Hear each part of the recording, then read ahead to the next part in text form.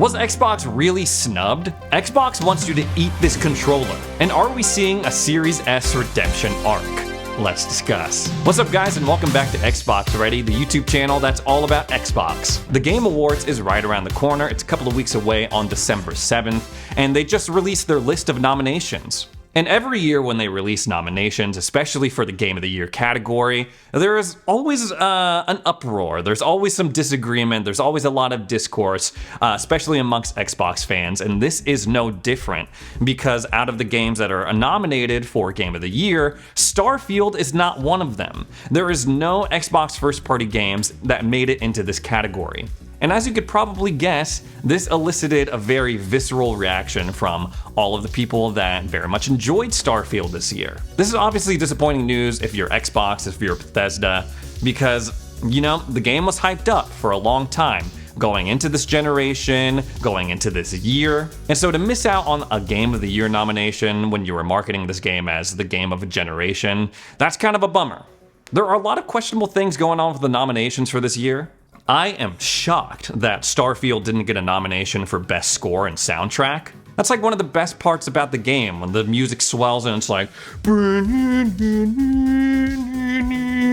think they did a really great job with it, and I'm surprised it's not getting recognition.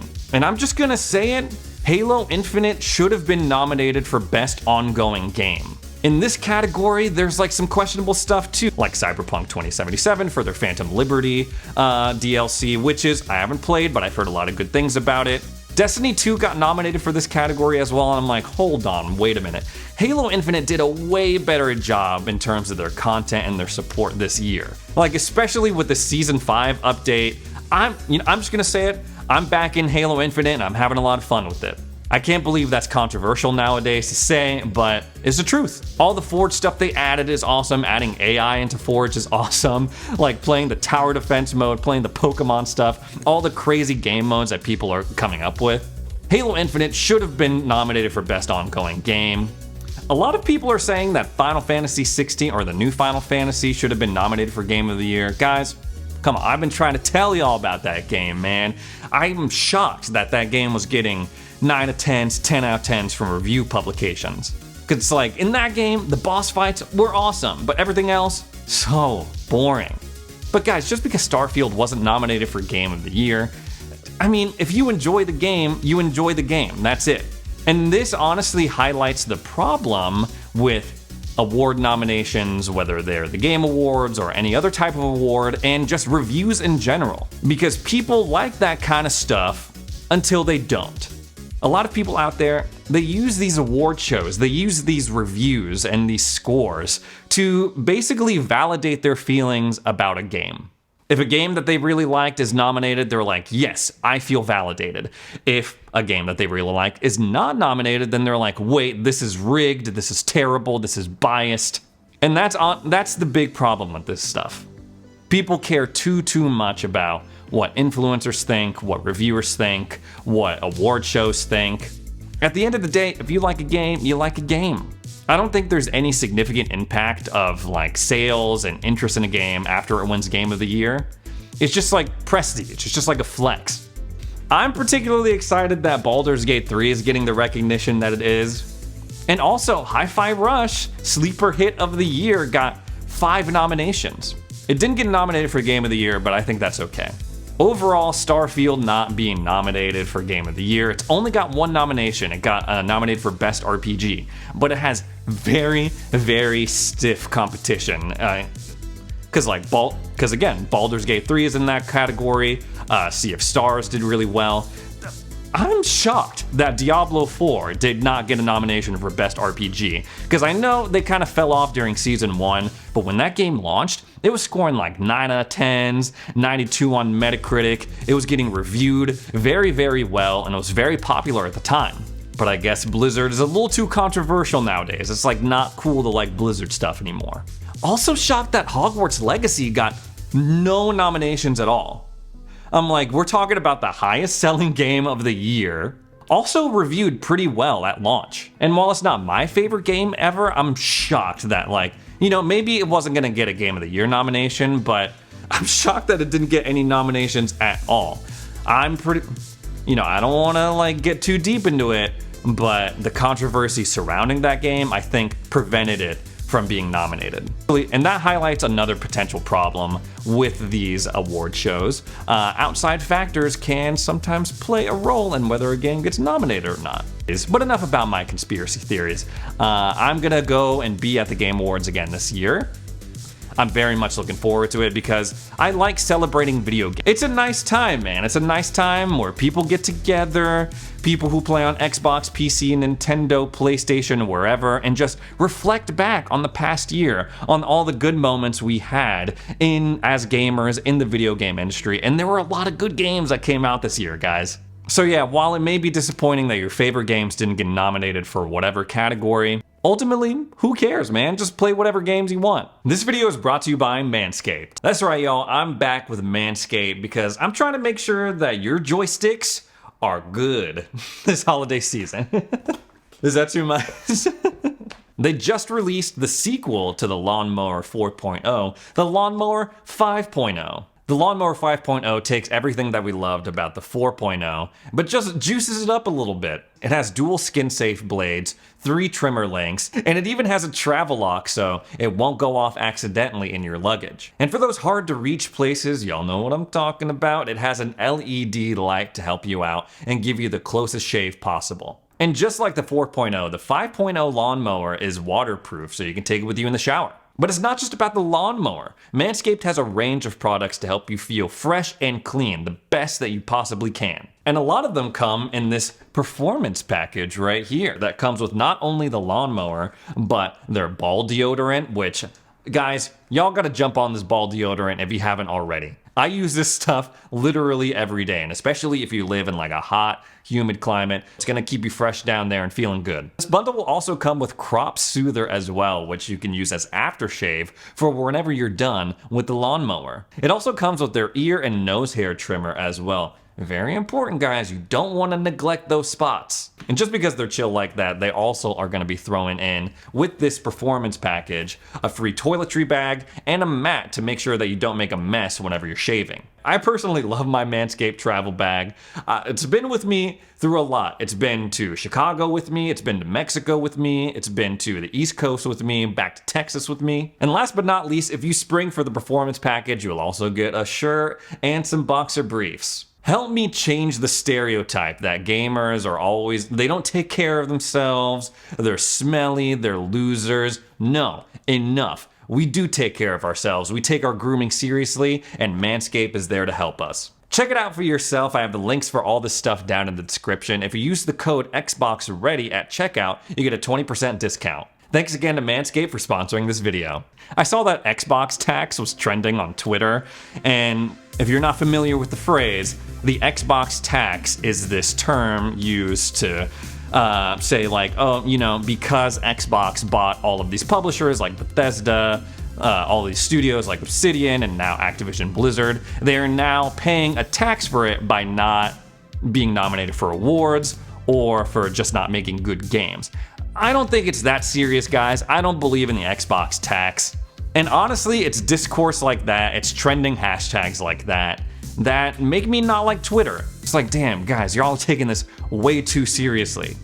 I mean, I guess I take it seriously too because I got an Xbox channel and that's how I make my living now, but I don't know. You know what I mean? Like sometimes people just take it too far. Like when their favorite game is nominated for Game of the Year, they're like, people become insufferable. They're like, I told y'all Spider-Man 2 was a go. I'm like, whoa, man, like I really like Spider-Man 2 too, but I'm not like taking it to the next level. Or like when Starfield doesn't get nominated, I'm like, this is rigged, this is BS. I'm gonna go like punch a hole into some drywall. I don't know. Like some people just take it too far, man. And I'm always an advocate of just like bringing it down a little bit, man. Bringing it down a little bit. Let's be a little bit more chill when we talk about video games. I know we get passionate. I know we get riled up, but come on, guys.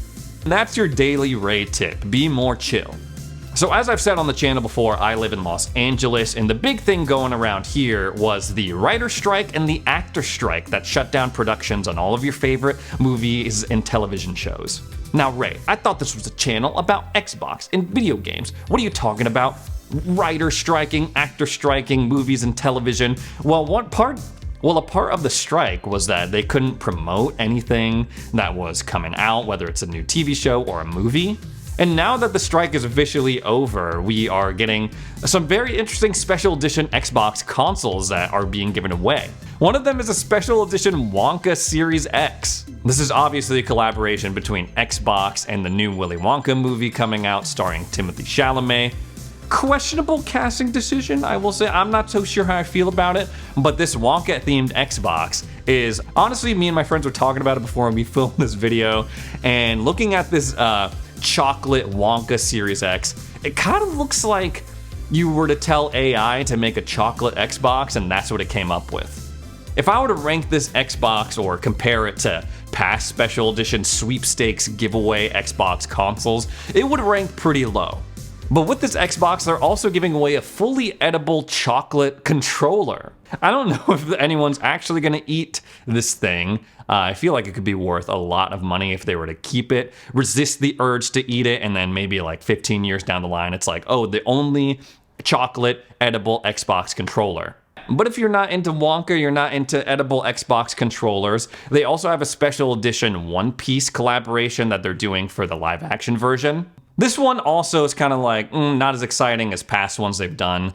It's like the cast of the show looking out on the deck of the Going Merry. It kind of looks like, almost like a skin. My wife is like all over me asking if they're gonna give me the special edition One Piece Xbox. I'm like, I've never gotten an Xbox from Xbox or anyone else.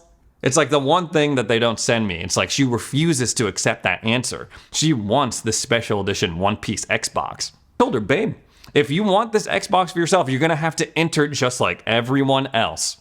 And if you want a chance to win either of these Xbox consoles, you can go ahead and follow Xbox over on X, formerly known as Twitter, and then follow whatever they tell you to do. Next up, let's talk about one of my current favorite Xbox accessories, the Series X console wraps.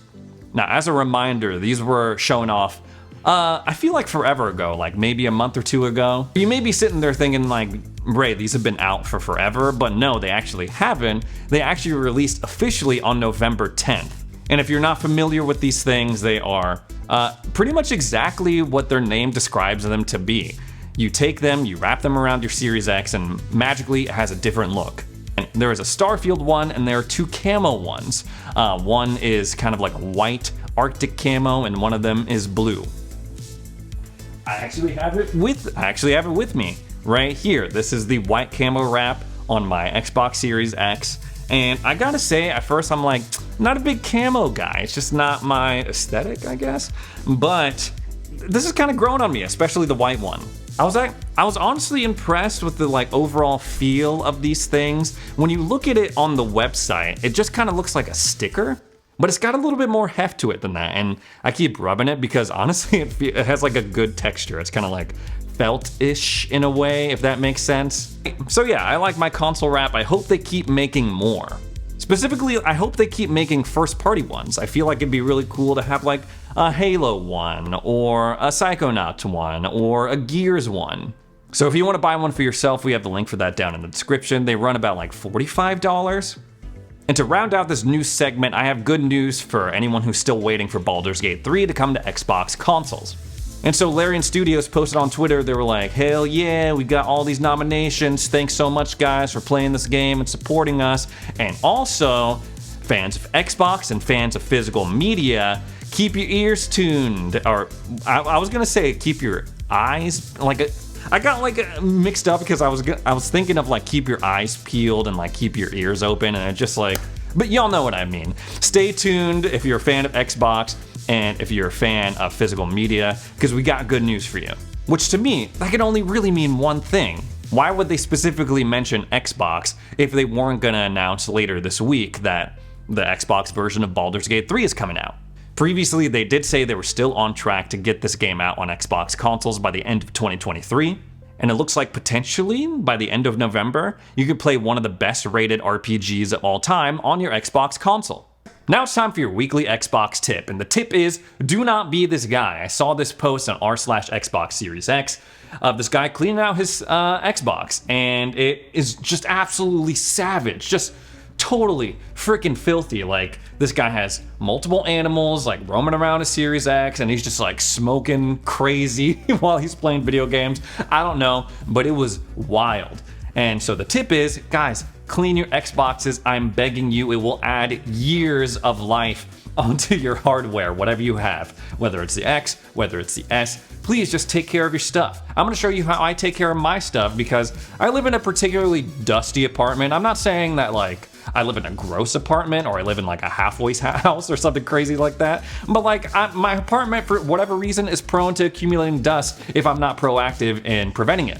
I also have cats too, so that plays a factor in it as well. But it's honestly really simple, guys. You can make it so where you don't end up like this guy, and I'm encouraging you to take these steps. So I'm gonna take off my little console wrap that I have here, but what I have is I just have a microfiber cloth. I give it a quick wipe down all over my Xbox, and then I take this thing. This is really what puts it over the edge. And it's very simple. I just call it an air puffer. I don't know. It's for like cleaning camera lenses and glasses, whatever. If you literally type in air puffer thing into Google, this will pop up. You can get one for like 7, 8, max like $15, depending on how big you want it. But all I do is I just take this and I go and I puff it into the vents, into the fans, and you can kind of hear it in my mic as I'm talking. So I do it on the top fan, on the top vent right here. Then I turn it around and I puff air into the back vents as well. And that should be good enough if you do this just like every once in a while, maybe once a week, every couple of days. That should be good enough to make sure your Xbox doesn't accumulate a lot of junk on the stuff that's inside of it. And you don't want all that junk because it makes your Xbox run even hotter, and honestly, it shortens the lifespan of your Xbox console. Now, if you do this, it should be good enough, right? But if it's like super extreme, you haven't cleaned your Xbox console in a while, you can peel off the sticker on the back right here above all of your ports. And there's a little screw that you can take off in order to take the whole faceplate off. I've done it before. I don't need to do it right now, but that option is there for you if you need it. Also, be in mind, if you take the sticker off in order to take this plate off, you will void your warranty. I don't really care too much about that because my warranty is already expired on this thing. But before you go pry and open your Xbox, if you remove the sticker, no more warranty. So don't come blaming me when you take it off, you clean your Xbox, and then you're like, oh man, my warranty's all messed up. I already warned you. And you know what, while I'm at it, like the guy in this video showing off him cleaning his Xbox, it's a special edition Halo Infinite console, the one that they came out with for the 20th anniversary. So that thing, there's not a lot of those things floating around in the wild. Like, they were very limited stock. So it's like, guys, you gotta take care of your stuff, man. Take care of your Xbox console. And you know what? Take care of yourself. Practice good personal hygiene. Maybe if you get sent back in the lobby while you're playing OG Fortnite, maybe consider doing like 5 push-ups or like a couple of crunches or a couple of squats. I don't know. Make sure you take care of yourself, guys. And I'm not saying this to be like, overly critical of anyone. I'm saying this because I've been there. I'm like, oh man, I've been playing games for 6 hours and I'm hungry. Why don't I just go and pick up Taco Bell or Burger King or McDonald's, which are all within walking distance of my apartment. Take care of yourselves, guys, because I want y'all to be here for a long time. I want you to see and we can experience together what cool new games are coming out. That's been your daily Xbox tip and a life tip from Ray.